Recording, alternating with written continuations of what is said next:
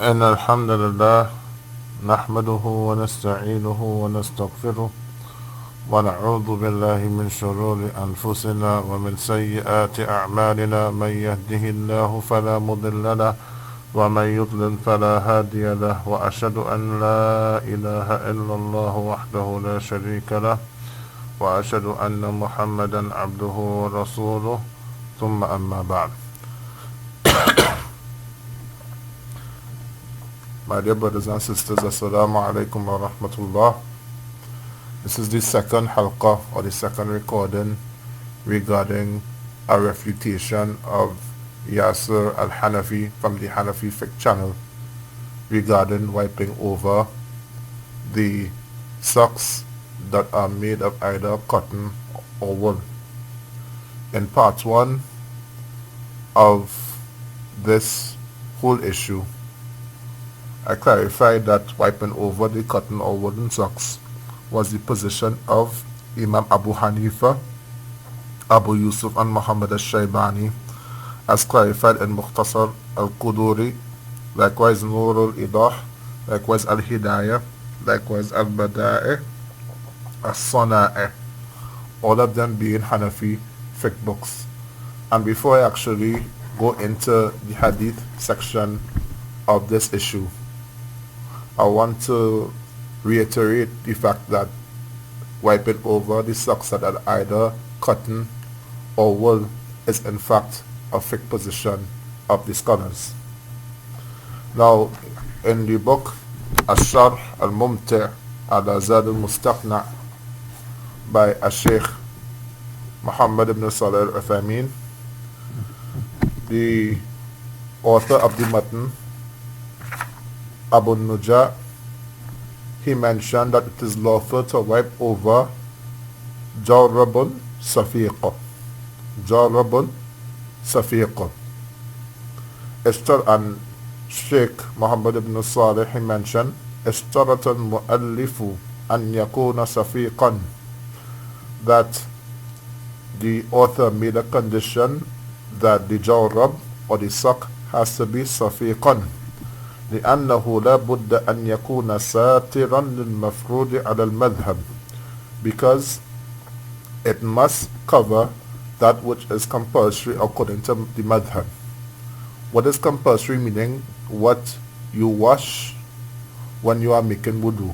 So the parts of the feet you wash, which are from a little above the ankles to the tip of your toes, that must be covered. That must be covered by the sock, according to the madhab of Ahmad ibn Hanbal. وَغَيْرُ السَّفِيقِ لَا يَسْتُرُ, and other than that which is safiq, it doesn't cover. And that is the same statement of Sheikh Saleh Al Fawzan, and likewise the statement of Sheikh Abdul Aziz ibn Baz.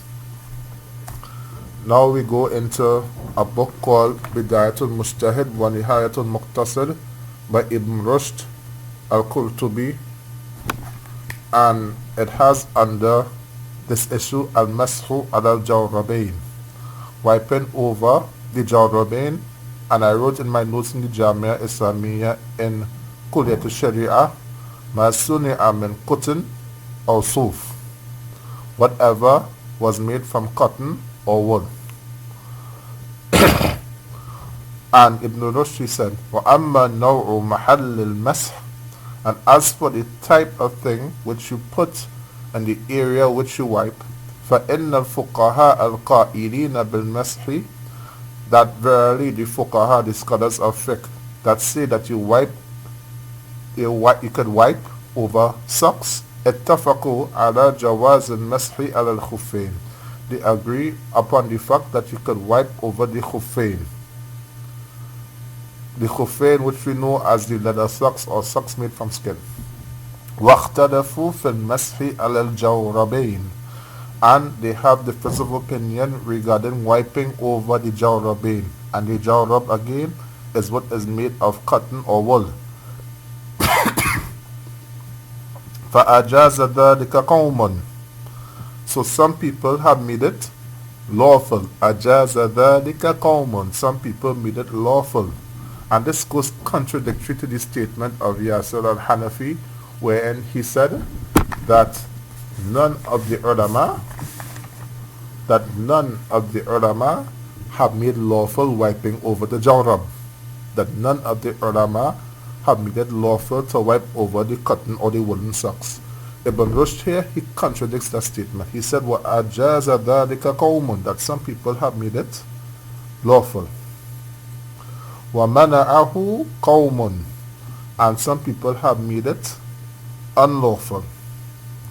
وَمِمَّنْ مَنَعَ ذَلِكَ, and from those who have prevented it, who have made it unlawful, Malikun, Imam Malik ibn Anas, rahmatullahi alayh, wa Shafi'i, and Imam al-Shafi'i, wa Abu Hanifa, and also Abu Hanifa. And it has been clarified before from the books of the Ahnaf, from the books of the scholars of the Hanafi madhab, that Abu Hanifa returned to the statement that you can wipe over the cotton or the woolen socks between 3 and 7 days of his death. And likewise, this was the statement of Muhammad al-Shaybani and also Abu Yusuf. وَمِمَّنْ أَجَازَ ذَلِكَ, subhanallah. Right, and from those who have made it lawful, Abu Yusuf, the companion of Abu Hanifa, wa Muhammad, and Muhammad al-Shaybani, Sahiba Abu Hanifa, who were the 2 companions of Abu Hanifa, was Sufyan al-Thawri, and Sufyan al-Thawri. And in my notes here, it has wa Ahmad in kana Safiqain, as you saw in the book of Muhammad ibn Salih al-Uthaymin. And according to Imam Ahmad, if it is Safiqain, meaning that if it is that it covers the place wherein you wash during wudu. Now, so it shows that this position was held by some of the great scholars. The position being that it is lawful to wipe over the cotton or the woolen socks. Now, by Abu Yusuf, Muhammad al-Shaybani, Abu Hanifa himself, and Sufyan al-Thawri. May Allah subhanahu wa ta'ala have mercy upon them, and likewise Ahmad ibn Hanbal.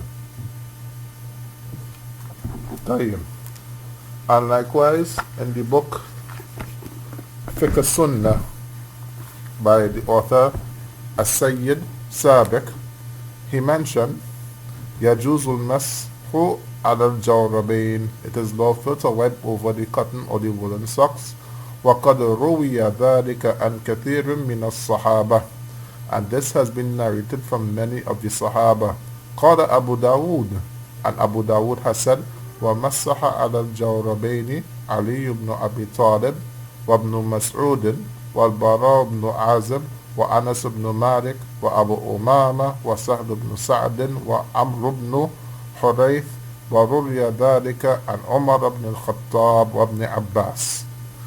He said that, and the ones who wiped over the jawrabain were Ali ibn Abi Talib, Ibn Mas'ud, and we will go into who Ibn Mas'ud is according to the scholars of the Hanafi madhab, especially the muta'assibin, the very partisan ones who are followers of the Hanafi madhab, wal Barra ibn Azib, and Barra ibn Azib, and Anas ibn Malik, wa Abu Umama, and Sahl ibn Sa'd, and Amr ibn Hurayth, and also Umar ibn Khattab, and Ibn Abbas radiyallahu ta'ala anhum. Okay, so you have the fact that, number one, that this position of Yasir Al Hanafi, wherein he said that wiping over the cotton or the woolen socks is unlawful according to every imam, this is a bogus claim, as you have what is written in the Hanbali fiqh books. You have what is written in Bidayatul Mujtahid, which is the book by Ibn Rushd, a famous book on the khilaf or differences of opinion between the madhahib, and likewise the book Fiqh Sunnah by As-Sayyid Sabiq. Okay, so clearly this is a legitimate specific position of some of the Imams. So let us throw away this bogus claim of Yasir Al Hanafi behind our backs, when he said that this wiping over the cotton or the woolen socks is unlawful according to all the Imams.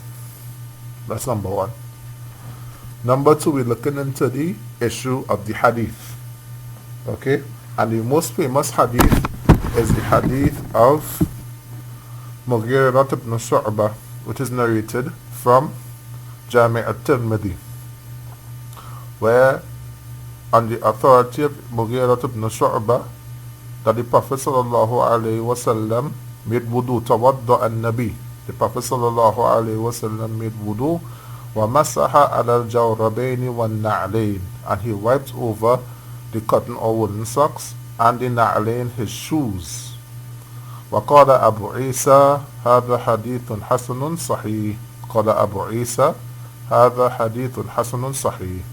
That this hadith, it is Hasan and it is Sahih. It is authentic, it is good and authentic according to Imam Abu Isa al-Tirmidhi. Now, this dispels the other claim by Yasir Al Hanafi, wherein he says that the Huffaz, the scholars of hadith, have ittifaq. In other words, they have agreement that the hadith of Tirmidhi is da'if. So in other words, Imam al-Tirmidhi is not a muhaddith. He is saying that the muhaddithun, the scholars of hadith, have all agreed that the hadith of Tirmidhi is weak, yet Imam al-Tirmidhi saying is Hasan as-Sahih. Isn't Imam al-Tirmidhi himself a scholar of hadith? And then he goes on to mention the scholars who held the opinion that you wipe over the cotton or the woolen socks. He said, وَهُوَ قَوْلُ غَيْرِ وَاحِدٍ مِنْ أَهْلِ الْعِلْمِ وَبِهِ يَقُولُ. It is the statement of more than one of the people of knowledge.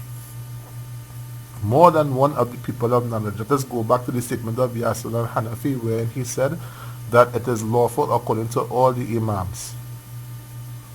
That it is unlawful according to all the Imams. And Imam al-Tirmidhi is saying that this is the statement of more than one of the people of knowledge. Who are we going to believe? Imam al-Tirmidhi, who lived in the time of the Salaf al-Salih, or Yasir Al Hanafi?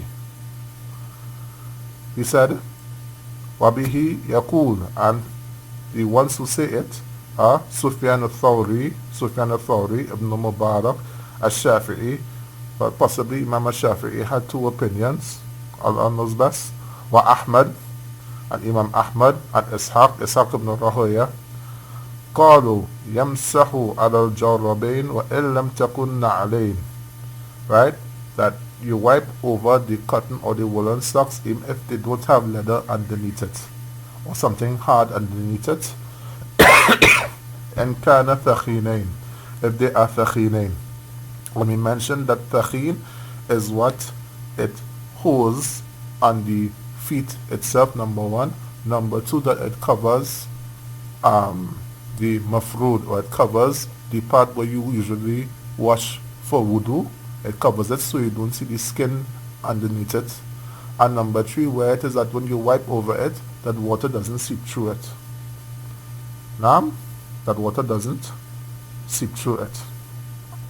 And then Imam al-Tirmidhi waqala fil babi, and he said in this chapter, and Abi Musa, on the authority of Abi Musa al-Ash'ari, qala Abu Isa, and Abu Isa, he said, Sami'tu Salih ibn Muhammad al-Tirmidhi, I heard Salih, the son of Muhammad al-Tirmidhi, qala Sami'tu Aba Muqatil al-Samarkandi, I heard that Abu Muqatil al-Samarkandi, he said, يقول دخلت على أبي حنيفة, I entered into Abi Hanifa in the sickness في مرضه الذي مات فيه, in the sickness where he died. فدعا بماء, and he called for water. فتوضأ, and he made wudu. وعليه جوربان, and on him were jawraban made of cotton or wool. فمسح عليهما, and he wiped over them. ثم قال فعلت اليوم شيئا لم أكن أفعله. Then he said, I did something today which I never used to do. مسحت على الجوربين وهما غير منعلين. I wipe over the jawrabain and they are not muna'ale, meaning that they are not made of skin or something hard at the bottom. Now, some people have an issue with this hadith, and inshallah ta'ala this will be the clarification of these issues. Now, number one, some people would narrate from Sunan Abi Dawud, wherein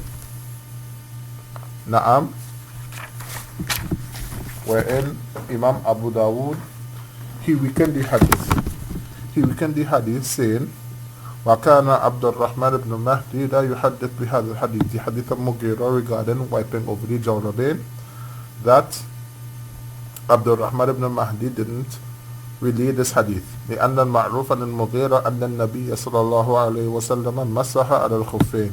Because it is known from Mughira that the Prophet صلى الله عليه وسلم wiped over the khuffain. Right? They wiped over the khuffain. Now the answer to this is what Imam Al-Albani rahmatullahi alayhi, he mentioned. He said, قلت, I said, فأنت ترى أن أبا داود إنما ضعفه لا لعلة في سند الحديث. That really Abu Dawud didn't make it weak because of the chain of narration in the hadith, because in terms of the chain of narration, all of the people who narrated the hadith are thiqah, they are trustworthy, and the chain of narration is according to the conditions of Imam al-Bukhari, which involves all the rawat, or all the people who relate the hadith, to establish them actually meeting and hearing from their sheikhs, to establish them actually meeting and hearing from their scholars. So Imam Abu Dawud didn't make this hadith weak because of the sanad, because of the chain of narration. بل لمخالفته للمعروف عن المغيرة من مسه صلى الله عليه وسلم على الخفين. Because it went against what is known from Mughira, from him wiping over the khuffain, right? Wiping over the little socks or socks that are made from skin. ولا يخفى على العاقل أن هذا ليس بعلة. And it is not hidden from one who is sensible that this is not a defect تقدح في صحة الحديث, that makes the hadith defective, that makes the hadith unauthentic. لأن ثبوت مسحه على الخفين لا ينفي ثبوت مسحه على الجوربين والنعلين. Because him, or establishing that he wiped over the leather socks or the socks made from skin, it doesn't negate the fact that he wiped over the cotton or the woolen socks or over his shoes. فإذا روى هذا عن المغيرة ثقة, that if it is that a person who narrated this from Mughira, okay, narrated wiping over the jawrabain from Mughira, is thiqa, is trustworthy, وجب الأخذ به لعدم منافاته لما رواه غيره عن المغيرة من المسح على الخفين. Right? It must be taken because it doesn't contradict what other than him had narrated from Mughira regarding wiping over the leather socks or the socks made from skin. والواقع أن رواة هذا الحديث كلهم رواة ثقات. And the reality is that the ones who narrated this hadith, all of them are thiqat, all of them are trustworthy. وإسناده صحيح على شرط البخاري. And the isnad, it is sahih, right? The isnad is authentic, or the chain of narration is authentic according to the conditions of Imam al-Bukhari. Naam. And also what Imam Ahmad Shakir, he mentioned, and this is a very beautiful statement of his, and I want us to pay attention to it, insha'Allah ta'ala. He said, وَالصَّوَابُ صَنِيعُ التِّرْمِذِي بِتَصِيحِ هَذَا الْحَدِيثِ. And the correct issue is what Tirmidhi did in terms of making this hadith authentic. وَهُوَ حَدِيثٌ آخر غَيْرُ حَدِيثِ مَسْحِ عَلَى الْخُفَّيْنِ. And it is a hadith that is not the hadith of wiping over the leather or the socks that are made from skin. وقد روى الناس عن المغيرة أحاديث المسح في الوضوء. And the people have narrated from Mughira, right, the ahadith al-mas fil wudu, the ahadith of wiping yani in wudu. فَمِنْهُمْ مَنْ رَوَى الْمَسْحُ عَلَى الْخُفَّيْنِ, and from them are those who narrated مَنْ رَوَى الْمَسْحَ عَلَى الْخُفَّيْنِ, who narrated wiping over the khuffayn. وَمِنْهُمْ مَنْ رَوَى الْمَسْحَ عَلَى الْعُمَامَةِ, and some of them who narrated that you wipe over the umama, mean that what you wear on your head, the turban. وَمِنْهُمْ مَنْ رَوَى الْمَسْحَ عَلَى الْجَوْرَبَيْنِ, and from them who narrated wiping over the cotton or woolen socks. وَلَيْسَ شَيْءٌ مِنْهَا بِمُخَالِفٍ لِلْآخَرِ, and there is nothing that contradicts the other in this. إِذْ هِيَ أَحَادِيثٌ مُتَعَدِّدَةٌ, there are several ahadith, وَرِوَايَاتٌ and حَوَادِثٍ مُخْتَلِفَةٌ, and there are narrations of several different events. وَالْمُغِيرَةُ صَحِبَ النَّبِيِّ صلى الله عليه وسلم نحو 5 سنين, and Mughira, he stayed with the Prophet about 5 years. فمن المعقول أن يشهد من النبي صلى الله عليه وسلم وقائع متعددة في وضوئه ويحكيها. So it is possible, it is common sense that he would have witnessed from the Prophet sallallahu alaihi wasallam several different events in terms of his wudu, and he narrated it. فَيَسْمَعُ بَعْضَ الرُّوَاةِ مِنْهُ شَيْئًا وَيَسْمَعُ غَيْرُهُ شَيْئًا آخَرَ. So some narrators would hear from him something, like for example, he wiped over the leather socks, and some would hear him saying something else, that he wiped over the cotton socks. Right? And he increased on this. وَأَزِيدُ عَلَى ذَلِكَ, and I increased on this. أَنَّ الْعُلَمَاء جمعوا بين الأحاديث التي صحت في صفة صلاة الكسوف على أوجه متعددة. Right? That the ulama, they have joined together different ahadith that are authentic regarding how you pray the eclipse prayer. Alright? How you pray the eclipse prayer. Likewise, there are different ahadith where it is that how you pray the prayer of Salatul Khawf. And it is not said that these contradict each other. It is not said that these contradict each other. Rather, you could pray all of them. You could pray Salatul Kusuf in one way or next way. You could pray Salatul Khawf in one way or next way, no problem. Likewise, with this, there is no clear contradiction between one and the next. There is no clear contradiction between wiping over the cotton socks and wiping over the leather socks, because they could have happened at different times. Okay, so this is quite clear regarding this issue. So the hadith in At-Tirmidhi, it is hadithun sahih.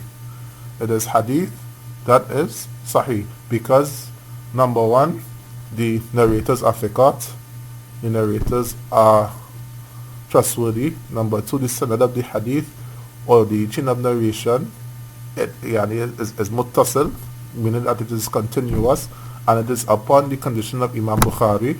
And number four, it doesn't have clear contradiction to the fact that the Prophet sallallahu alaihi wasallam wiped over the leather socks, because both of them could have happened during the time that Mughira radiallahu ta'ala anhu accompanied the Prophet sallallahu alaihi wasallam. Now, so we are going back to Sunan Abu Dawud himself, right? And although Abu Dawud weakened the hadith himself, so say it is, for example, that يعني لو سلمنا جدلا, if it is that we were to say that, okay, طيب, no problem, that the hadith in Sunan at-Tirmidhi, it is weak and there is no strong hadith regarding this. There is no strong hadith regarding this. What happens is that Abu Dawud, he said, وَمَسَحَ عَلَى الْجَوْرَبَيْنِ, and those who wipe over the jawrabain, meaning the socks made out of cotton or wool, Ali ibn Abi Talib, Ali ibn Abi Talib, Ibn Mas'ud, Now, according to many of the madhab partisans, when you mention certain ahadith about raising the hand before and after ruku, etc., they always mention Ibn Mas'ud and go against their own principles. They always mention Abdullah ibn Mas'ud radiallahu ta'ala anhu and go against their own principles. So, for example, the hadith about raising the hands before and after ruku is mutawatir, is widespread. Right? Number 2 is muthbit. It is established, and what is established according to the Hanafi madhab, it goes over what has been negated. Right? But in this case, Abdullah ibn Mas'ud, he has wiped over the jawrabain. He has wiped over the cotton and woolen socks. Would the Hanafis take this? Would the people who are muta'assib to the Hanafi madhab, would they take the statement of Ibn Mas'ud? Would they take the statement of Abu Yusuf, Muhammad al-Shaybani, and even Abu Hanifa, rahmatullahi alayhim? Likewise, from the Sahaba who narrated this, wal Bara ibn Azib, and Bara ibn Azib, and Anas ibn Malik, and Abu Umama, and Sahl ibn Sa'ad, and Amr ibn Hurayth, and also Umar ibn Khattab and Ibn Abbas. So it shows that even though Abu Dawood didn't see the hadith as being authentic, he saw the action as being something that could be done because of the fact that the companions, radiallahu ta'ala anhum, they did the action. They did the action. And several of them, over 13 of them, about 13 of the companions of the Rasul sallallahu alayhi wasallam. Naam. And Ibn Qayyim al-Jawziyah, he mentioned that a statement regarding Imam Ahmad ibn Hanbal. He said, وَقَدْ نَصَّ Ahmadu, and Imam Ahmad, he said, عَلَى جَوَازِ الْمَسْحِ عَلَى الْجَوْرَبَيْنِ. Again, Yasir Al Hanafi says that no Imam has made this lawful. Ibn Qayyim al-Jawziyah, he said that Imam Ahmad said it is lawful. وَعَلَّدَ رِوَايَةُ أَبِي قَيْس. He himself made the hadith of Abi Qais weak. وَهَذَا مِنْ إِنصَافِهِ وَعَدْلِهِ رَحِمَهُ اللَّهِ. And this is from his justice. This is from him being just. وَإِنَّمَا عُمْدَتُهُ هَؤُلَاءِ الصَّحَابَةِ وَصَرِيحُ الْقِيَاسِ. And the basis is that the Sahaba themselves, they did it. The Sahaba themselves, they wiped over the jawrabain. They wiped over the socks that were made out of wool or made out of cotton. So there's nothing wrong with it. And it doesn't have any riwayah or any narration that the Sahabas made inkar or spoke against wiping over the jawrabain. وَصَرِيحُ الْقِيَاسِ. And likewise, qiyas. Because if we look at the reality, now qiyas is when you bring an asl. So the asl here, or the basis, is wiping over the khuffayn, wiping over the leather socks. And the far, right? And the far, or the branch, is wiping over the jawrabain, wiping over the cotton or the woolen socks. Okay? Now if it is that the cotton socks fits the characteristics of the leather socks, then in that case you could wipe over it. Now with the leather sock, according to the scholars, you know, you don't see below it. It could hold on to the foot itself, and it covers the place where it would be otherwise compulsory to wash during wudu. Likewise, the cotton or the woolen sock, once it is that you do not see under it, and once it is that it covers the area which would be otherwise compulsory to wash, and likewise once it could hold up by itself, then it doesn't have any real difference except the material. But in terms of the illa itself, in terms of the issues regarding the leather sock and the issue regarding the cotton sock or the woolen sock, there is no real difference. Both of them, you cannot see the skin underneath it. Both of them, you have a little difficulty taking it off.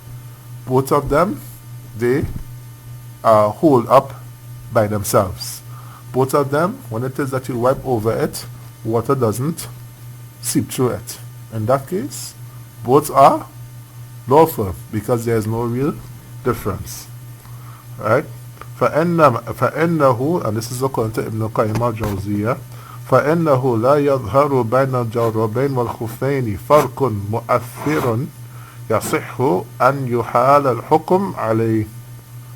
That verily there is no apparent difference, right? There is no apparent difference except in material, right, between the jawrab and the khuf.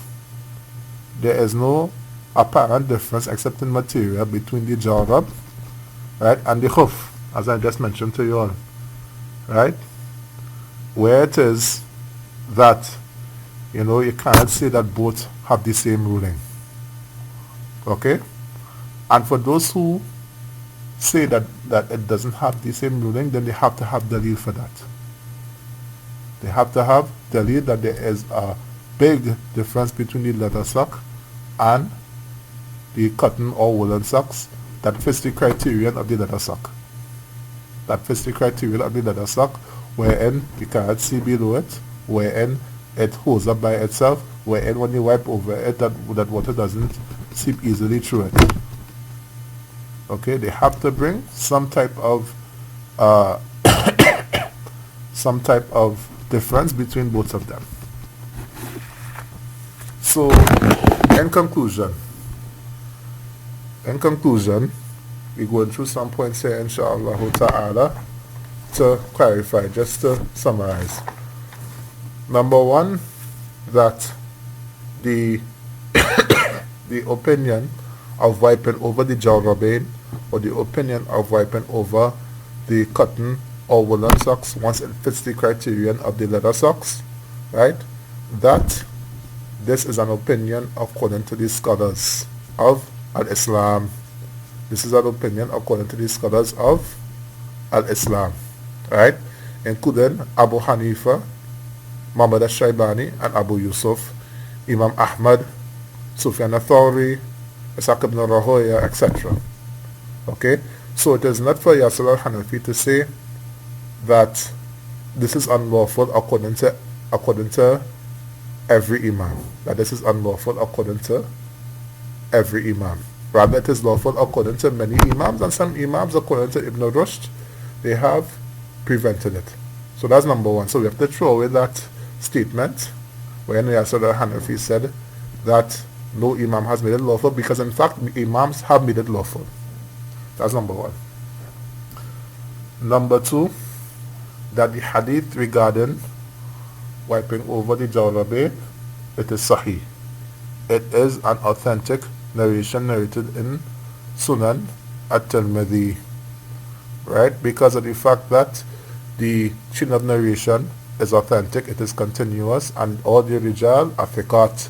All the rijal, all the men are trustworthy, and it fits the criterion of Imam Bukhari, which is from the strictest of criterion regarding the acceptance of a hadith. That's number two. Number three, that this same hadith, it doesn't contradict the hadith about wiping over the leather socks, because it could be that Mughirah ibn Shu'bah, he saw the Prophet sallallahu alaihi wasallam do both of them, as with the case of where the Prophet sallallahu alaihi wasallam may have prayed Salatul Kusuf or Salatul Witr or Salatul Khawf in different manners. So there is no contradiction between both of them at all. Number four, that according to Qiyas, there is no, according to Qiyas, according to the analogy, that if you look at the leather sock and if you look at the cotton or woolen sock, there is no real difference between them once it is that the leather sock fits the criterion of the cotton sock itself. Once the leather sock fits the criterion of the cotton sock, wherein you don't see underneath the sock, wherein it could hold up by itself, and when you wipe over it, that the water doesn't seep through. Now, so we have to know that these statements by Yasir Al Hanafi, right, that they are in fact bogus, and they don't tell the whole they don't look at the whole matter in perspective. Another issue that we looked at also is that, in fact, if it is that we were to say that the ahadith regarding wiping over the cotton or woolen socks were inauthentic, the Sahaba radiallahu ta'ala anhum, they did it. The Sahaba radiallahu ta'ala anhum, they did it, and there is no record of any other Sahabas making inkar or saying that wiping over such socks is incorrect. Nah? So the Sahaba radiallahu ta'ala anhum, they themselves did it. So these are the different answers and the different clarifications that I wanted to bring about regarding this mas'ala. And inshallah, I just want to give a little small advice, inshallah ta'ala, regarding fiqh and regarding the study of fiqh, is that it is incorrect for a person to simply blind follow. It is incorrect for a person to simply blind follow what his teachers have said. Rather, if it is that you see yourself as a person who is bringing about the understanding of fiqh issues to people, you have to investigate even what is within your own madhab. You have to research properly. That is number one. So proper research is required. That's number one. And within the Hanafi madhab itself, there is differences of opinion in some issues. That's number one. Number two, there's a difference between, as Shaykh Al-Albani rahmatullahi alayhi said, there's a difference between at-taqlid wa tadayyun bit-taqlid. There's a difference between blind following, wherein, for example, you really don't know an issue and you ask a scholar who you trust, right? And a difference between that you make taqlid your religion, that you make blind following your religion. So basically, according to many of them, Abu Hanifa is their whole religion. Iyadhan billah. I have to say it like that Abu Hanifa has become their whole religion. Whatever Abu Hanifa says, it is deen. Whatever is other than that, it is not accepted. And they spend their lives defending Abu Hanifa. Abu Hanifa is a great scholar, la shak. Imam Malik, Imam Shafi, Imam Ahmad, etc.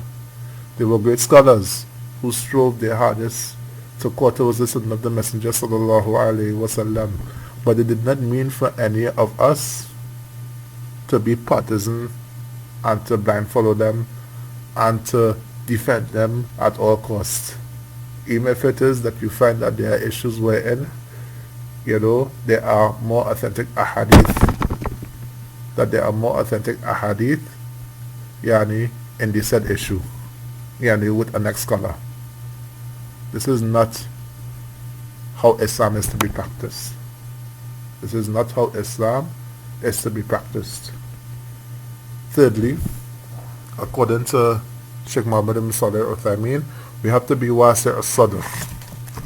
We have to be wasi' al-sadr. We have to have a very wide and open heart regarding khilaf, regarding the differences of opinions between the scholars of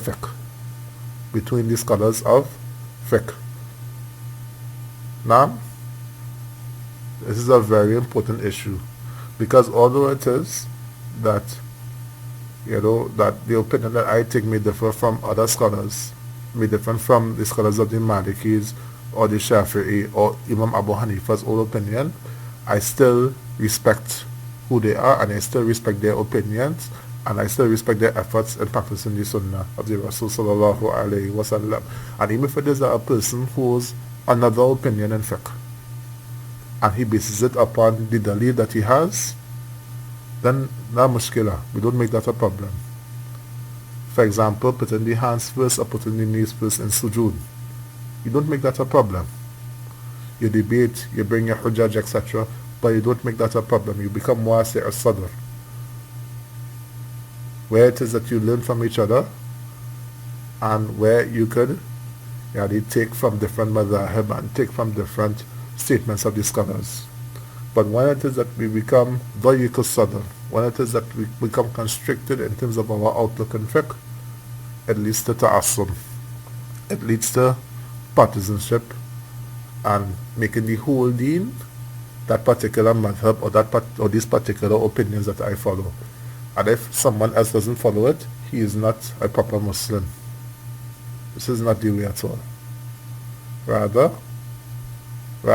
how we have to look at it is that we have to be wasi' al-sadr, we have to be open-hearted regarding these issues, and we have to discuss these issues of fiqh, because even Imam al-Albani and Sheikh Ibn Baz, they had differences of opinion. Now, Sheikh Muqbil and Sheikh al-Albani and Sheikh Ibn Baz, they had differences of opinion regarding some issues. Now, however, we look at the evidences, they have different evidences, whatever, but they never fought against each other and they never made an issue against each other. Likewise, you find that the students of Abu Hanifa, rahmatullahi alayhi, they studied under Imam Malik. The students of Imam al-Shafi'i, he studied under Imam Malik. Imam Ahmad studied under Imam al-Shafi'i. So this is how it went. They were ready to take from the different scholars and ready to drink from all of them. But however, we stick to this and this alone. This is incorrect. This is an incorrect view. And in another angle, it is incorrect because of the fact that we have to make our cost or our intention to follow the sunnah of the Prophet sallallahu alaihi wasallam as most as possible. Our cost or our intention should not be to follow a particular madhab. Our cause or our intention should be to follow the sunnah of the Prophet sallallahu alaihi wasallam. Now this doesn't negate a person studying from the statements of a scholar, studying from a particular madhab or whatever. But our intention should not be to study that madhab alone and to defend that madhab and to only practice and to make the deen the madhab. Rather, our primary intention should be to try to follow the sunnah of the Prophet sallallahu alaihi wasallam alone, because he is the one who we have to follow. Allah subhanahu wa ta'ala, he mentioned, Ya ayyuhalladhina amanu ati'u Allah wa ati'u rasula wa ulil amri minkum.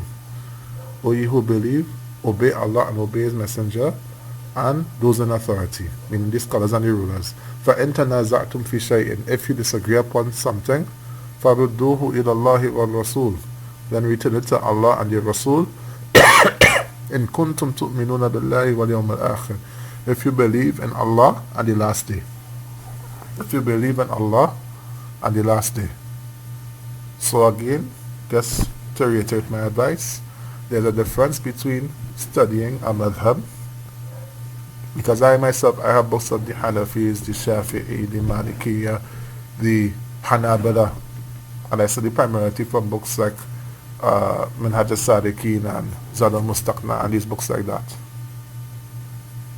However, at the same time, it doesn't make me, or doesn't make my cost or my intention to follow what is within Zad or what is within Minhaj al-Sadiqeen alone. That is not the deen of Allah subhanahu wa ta'ala. Rather, as Ibn Qayyim al-Jawziyah said, that we use these scholars as a means to get to our goal. The scholar is like the star, like that we use for direction. If we are in a desert or something, we look at the star to get the direction to where our destination is. And when we reach our destination, we no longer need the star. Likewise, the scholar is like the star. It helps, gives us direction and understanding. However, it is not the goal. The goal is to follow the sunnah of the Prophet sallallahu alaihi wasallam. May Allah subhanahu wa ta'ala direct us to what He loves and is pleased with. And I ask Allah subhanahu wa ta'ala to forgive all of us and to bless all of us and to bring unity among the Muslims based upon the sunnah of the Rasul sallallahu alayhi wa sallam. هذا وصلى الله على نبينا محمد وعلى آله وصحبه وسلم.